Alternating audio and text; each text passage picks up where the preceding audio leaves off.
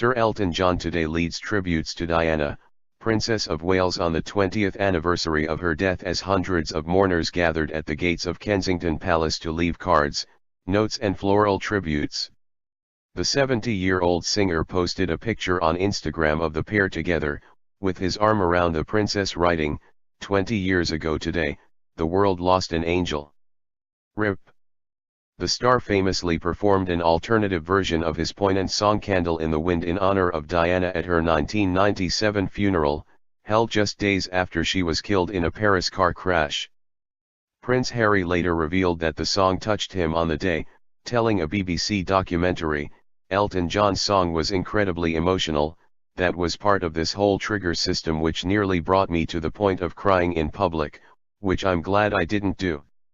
On the 10th anniversary of Diana's death in 2007, Sir Elton opened and closed a Wembley Stadium concert organised by the Duke of Cambridge and his brother in memory of their mother.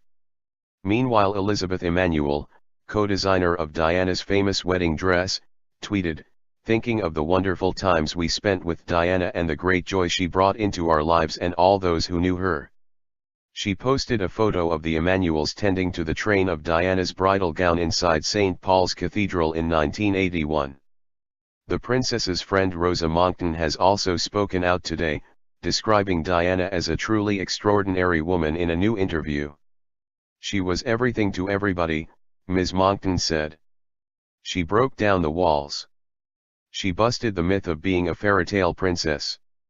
She told The Times, I think that given the life she had, when you think what she had to overcome, and all of this in the public eye, I think she was a truly extraordinary woman.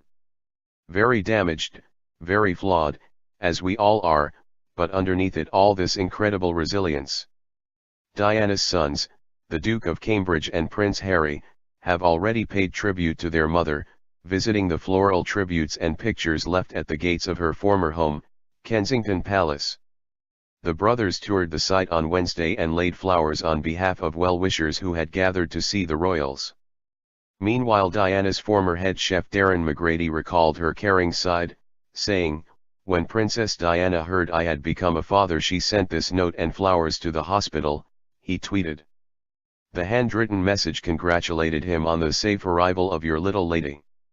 Yesterday, William and Harry met representatives of charities their mother supported, and Harry told them her death was a tragedy for them, as they were preparing to work with the princess, as well as his family.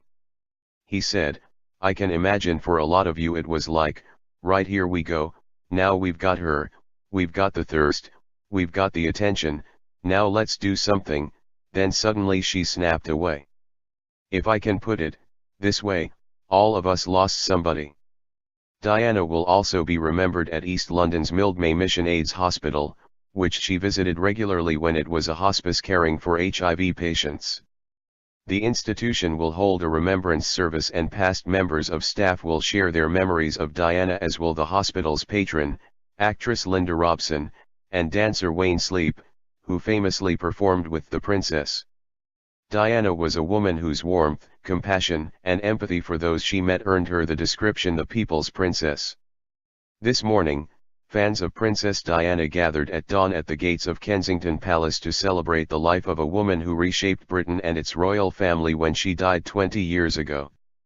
Laying flickering candles in the dark, supporters met where tens of thousands had flocked in 1997 to mark the death of one of the most famous women in the world in a Paris car crash. Retired pastor Father Frank Jelly led prayers for the late princess, while onlookers wiped away tears.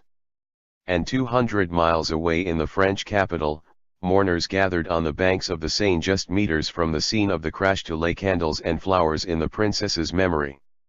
Diana's death at the age of 36 prompted the biggest outpouring of grief seen in Britain in recent times, and is regarded as a key turning point in how the royal family relates to the public.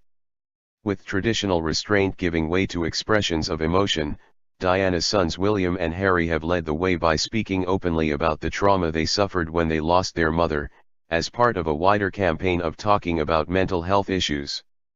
The 20th anniversary of Diana's death has prompted a renewed fascination with a woman who made headlines around the world when she married heir to the throne Charles in a fairytale wedding in 1981 before the couple divorced in bitter circumstances in 1996. "We've been doing this for 20 years, 41-year-old Nikki Surridge told Reuters. "I used to follow her when she was alive, my house is still a shrine to her. She was just a really lovely lady. She was a princess but very normal and caring. I stayed here for a week, 20 years ago. It was very sad then, but now we come and celebrate her life." Yesterday, William and Harry returned to their mother's former Kensington Palace home to view floral tributes to the late Princess Diana ahead of the 20th anniversary of her death and spoke to crowds assembled by the palace gates.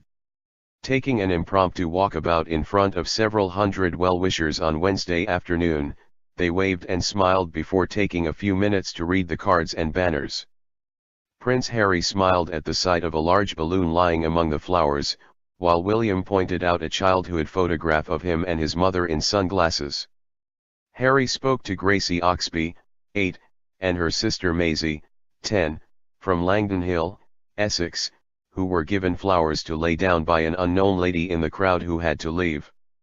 Gracie said he took the flowers and asked us who we were and where we had come from and asked us where we wanted to him to lay the flowers. I'm shaking with excitement still. As they walked away, one woman shouted, "I've come from Australia. I love you, your mother, and you're the Duke's children."